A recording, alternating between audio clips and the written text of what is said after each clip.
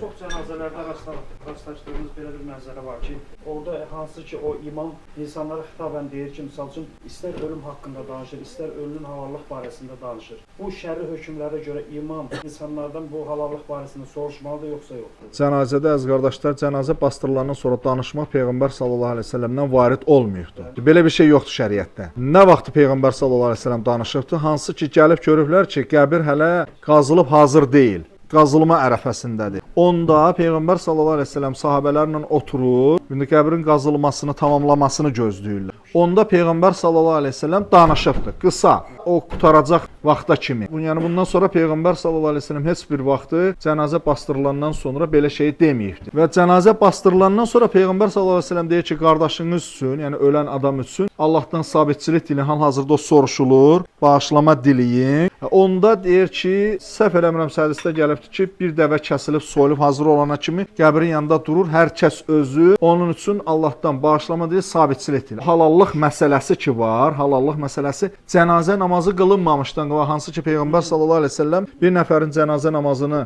qılmamışdan qabaq soruşur. Və deyir ki, bir nəfər deyir ki, Allah Rəsulü onun mənə borcu var idi. Qılan hansı ki ölən o sahabənin. Və deyir ki, Peyğəmbər sallallahu əleyhi və səlləm deyir kim onun deyir borcunu ödəyər, yəni zamin durar ona.